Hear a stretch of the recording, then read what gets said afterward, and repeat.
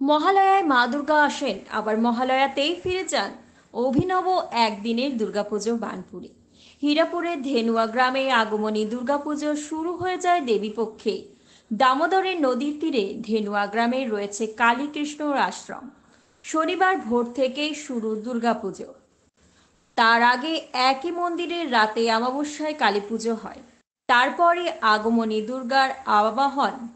এই দিনের ষষ্ঠী, সপ্তমী, অষ্টমী ও নবমী, দশমী একই দিনেই এই অভিনব দুর্গাপুজো দেখতে বহু মানুষ দূর দূরান্ত থেকে আসেন ধেনুয়া গ্রামে।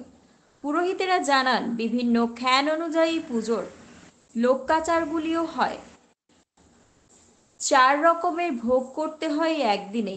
দশমীর পুজো সে ঘট বিসর্জন হয়ে গেলেও মাতৃ প্রতিমা রেখে দেওয়া হয়।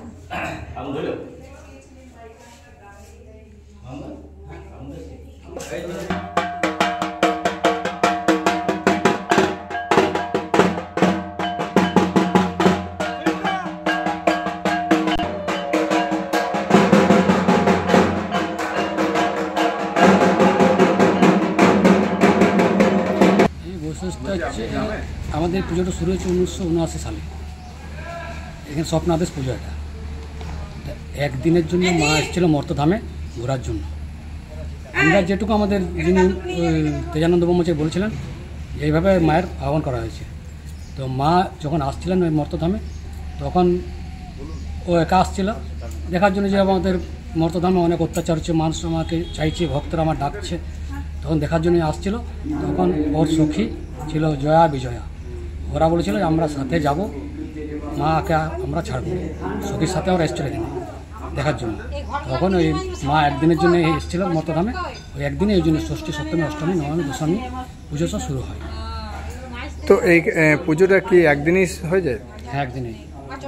এখানে পুজোর মন্ত্রটা একটাই, যে একই দিনে পুজো হচ্ছে। এই মহালয়ের দিনেই পুজোটা হয়। আজকেই সমস্ত পুজো হবে, একই দিনে পুজো, একই দিনে বিসর্জন।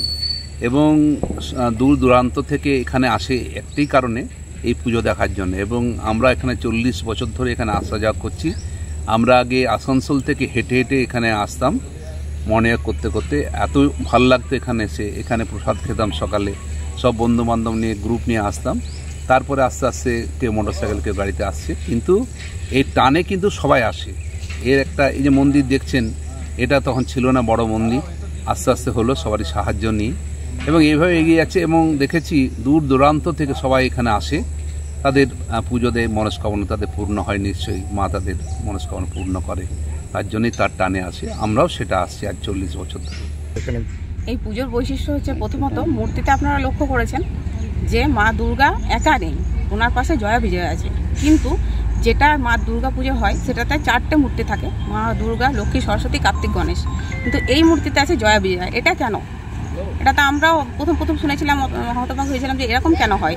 আরও বিশেষত হচ্ছে যে একদিনে মানে 4টে পুজো কেন, সপ্তমী, অষ্টমী, নবমী, দশমী 4টে পুজো একই দিনে একই সময়ে কেন হয়? তাই এই সকলের জন্য বিশেষ করে আকর্ষিত করে মানুষকে। এরকম তো আমরা কখনো শুনিনি। আমরা হয়তো দেখছি, কিন্তু যারা দেখেনি, জানে না, তারা অনেকেই ভিড় করে আসে, যেহেতু এরকমভাবে পুজোটা হয়।